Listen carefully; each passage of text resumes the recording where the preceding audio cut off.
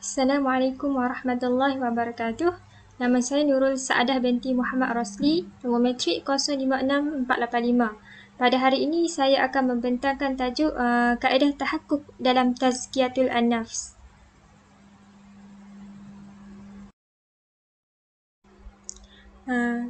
Analisis kaedah tahakkuk dalam tazkiyatul an-nafs merupakan proses untuk melaksanakan kaedah tahakkuk dalam tazkiyatul an-nafs. Perlu melalui kaedah pertama, iaitu menjaga kesempurnaan ibadah asas. Kemudian diikuti oleh keadaan kedua, iaitu proses tahakkuk. Perincian kaedah dalam tazkiyatul an-nafs ini adalah seperti berikut. Penerapan rohani asas pertama ialah contohnya muraqabah, muhasabah, mujahadah, muaqabah, amal ma'ruf, nahi munkar dan jihad. Manakala penerapan rohani asas kedua ialah berkhidmat, tawaduk, mengetahui dan menutup pintu syaitan, mengenal penyakit hati, penyembuhan dan kesihatannya.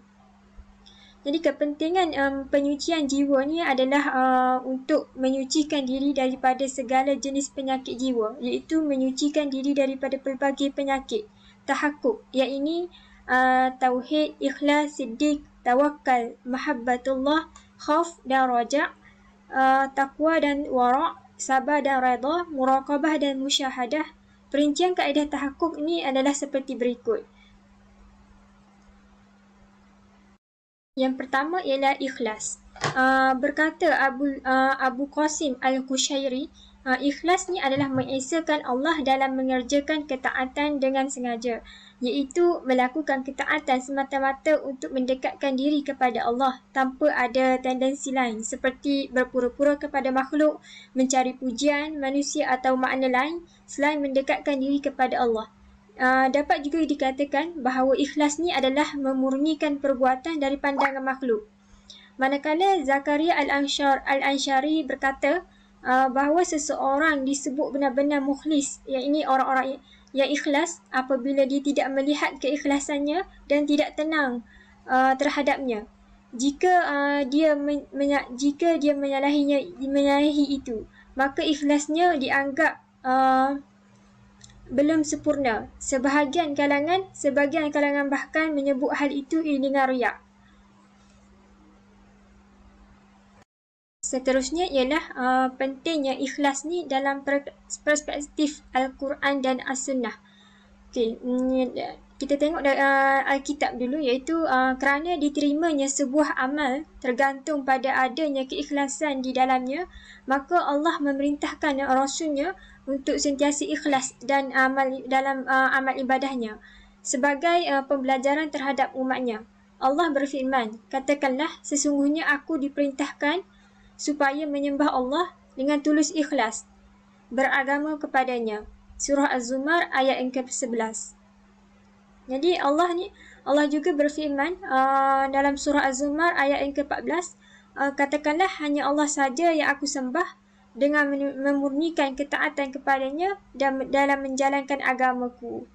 Dan juga yang terakhirlah dalam surah Az-Zumar juga, tapi pada ayat yang kedua, Allah berfirman, maka sembahlah Allah dengan memurnikan ketaatan kepadanya.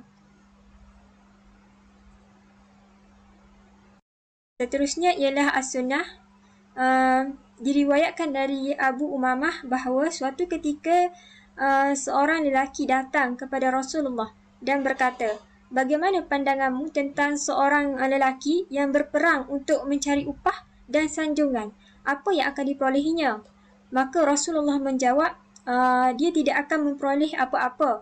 Laki-laki itu mengulangi pertanyaan tersebut sebanyak 3 kali dan Rasulullah tetap menjawab, dia tidak akan memperoleh apa-apa. Lalu beliau pun bersabda, yang bermaksud sesungguhnya Allah tidak akan menerima amal kecuali jika dikerjakan dengan ikhlas semata-mata untuknya dan untuk mencari redanya. Hadis riwayat Abu Daud dan Nasa'i. Terusnya ialah Muratibul Ikhlas. Menurut Ibnu Ujaibah, terdapat 3 tingkatan dalam ikhlas ni, iaitu yang pertama ialah ikhlas orang awam, ikhlas orang khawas, dan ikhlas orang yang khawasul khawish. Jadi yang kita lihat kepada ikhlas orang awam, apakah maksudnya? Iaitu adalah orang yang menolak makhluk dari muamalah dengan Tuhan secara seraya memohon ganjaran duniawi dan ukhrawi, seperti pemeliharaan badan, harta, rezeki yang luas, rumah dan bidadari.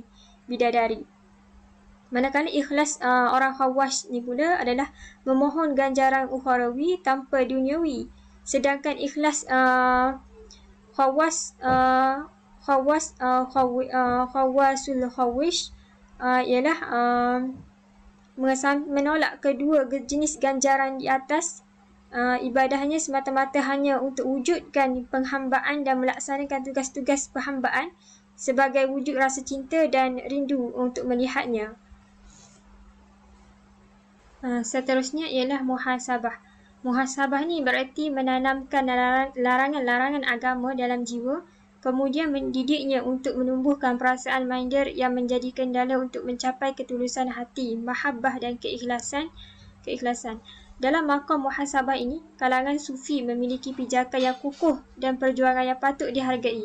Mereka mengikuti jejak Nabi SAW dan petunjuk yang digariskannya. Yang bermaksud orang yang pintar adalah orang yang selalu mencela hawa nafsunya dan beramal untuk bekal sesudah mati. Dan orang yang lemah adalah orang yang selalu menurutkan hawa nafsunya dan berangan-angan terhadap Allah Subhanahu Wa Taala. Hadis riwayat Tirmizi. Barang siapa yang mengoreksi dirinya, bererti dia tidak membuka jalan untuk berbuat kebatilan. Sebab dia menyibukkan dirinya dengan melakukan ketaatan dan mencelanya atas kelalaiannya terhadap Allah. Sebagai wujud rasa takutnya kepada Allah, dengan demikian, bagaimana mungkin dirinya mendapatkan jalan untuk bermain dan menganggur? Ahmad Rifai juga berkata, rasa takut akan melahirkan muhasabah. Muhasabah inilah akan melahirkan muraqabah. Dan muraqabah inilah yang akan melahirkan sikap yang selalu menyibukkan diri untuk Allah. Ia ialah proses ataupun kaedah tahakkuk yang ketiga ialah sabar. Definisi sabar ialah para ulama ni telah mendefinisikan sabar ni dengan banyak definisi. Di antaranya yang terpenting adalah definisi yang dikemukakan oleh Dizunun al-Mishri. Menurutnya, sabar adalah menghindarkan diri dari hal-hal yang menyimpang, tentang tetap tenang sewaktu tertimpa suatu ujian, dan menampakkan kekayaan dikala ditimpa kefakiran dan dalam kehidupan. Menurut Raghib al-Ashfahani, sabar adalah menahan diri berdasarkan apa yang diharuskan oleh akal dan syariat, atau menahan diri dari apa yang diharuskan oleh keduanya untuk ditahan. Ialah sabar ni telah dibahagikan oleh ulama kepada 3 bahagian. Yang pertama ialah sabar dalam ketaatan, sabar dalam maksiat dan sabar dalam musibah. Sabar dalam ketaatan ni ialah Allah berfirman dalam surah Luqman ayat yang ke-17 bahawa Luqman ni telah menasihati anaknya, yang bermaksud, hai anakku, dirikanlah solat, suruhlah manusia mengerjakan yang baik, cegahlah mereka dari perbuatan yang mungkar, dan bersabarlah terhadap apa yang menimpamu. Yang kedua ialah sabar dalam maksiat. Sabar dalam maksiat ni maksudnya dalam firman Allah dalam surah Al-Ankabut ayat yang ke-69. Dan orang-orang yang berjuang untuk mencari redha kami, benar-benar akan kami tunjukkan kepadanya jalan-jalan kami. Yang ketiga ialah sabar dalam musibah. Itu dalam surah Al-Ankabut juga ayat 1 hingga 2. Alif Lam Mim, apakah manusia itu mengira bahawa mereka dibiarkan ini saja, mengatakan kami telah beriman sedangkan mereka tidak diuji. Seterusnya ialah berikut merupakan hadis yang menerangkan tentang fungsi dan keutamaan sabar. Pertama ialah hadis yang diriwayatkan oleh dari Abu Sa'id Al-Khudri. Nabi SAW bersabda, yang bermaksud tidak ada pemberian yang dikurniakan kepada seseorang yang lebih baik dan lebih luas daripada sabar. Hadis riwayat Bukhari, Muslim, Nasa'i, Abu Daud dan Tirmizi. Manakala yang kedua ialah seruan orang-orang soleh untuk berlaku sabar. Yang bermaksud, tatkala anaknya meninggal dunia, Umar ibn Abdul Aziz berkata, Allah telah berkehendak untuk mencabut nyawanya. dan aku berlindung kepada Allah dari mencintai sesuatu yang bertentangan dengan cinta kasih Allah. Seterusnya ialah syukur. Ta'arif syukur ialah definisinya ialah para ulama telah menyebutkan banyak definisi syukur.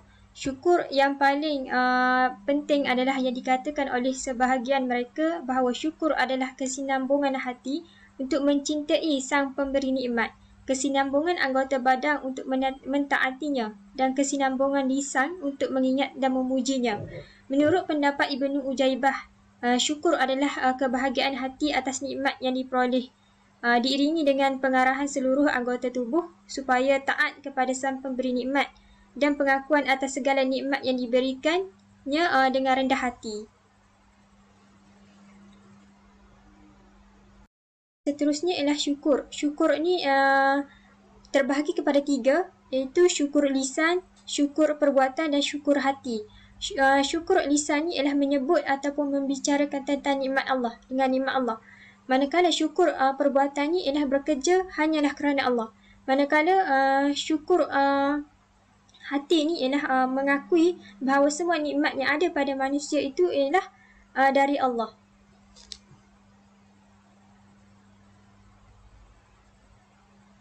Seterusnya ialah yang terakhir ialah zuhud.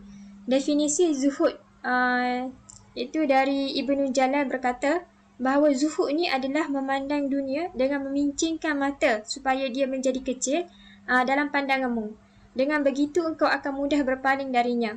Dikatakan juga zuhud ni adalah berpalingnya jiwa dari dunia tanpa beban.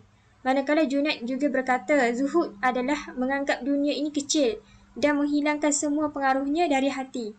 Dengan demikian, zuhud ni bererti mengosongkan hati dari cinta kepada dunia dan semua keindahannya, serta mengisinya dengan cinta kepada Allah dan makrifat kepadanya. Apabila hati terlepas dari ketergantungan terhadap perhiasan dunia dan kesibukannya, maka ini akan menambah cinta kepada Allah, menghadap kepadanya, muraqabah iaitu pengawasan dan makrifat. Oleh kerana itu, para ahli makrifat menganggap zuhud sebagai perantaraan untuk mencapai dan syarat untuk mendapatkan cinta dan redanya, dan bukan sebagai tujuan.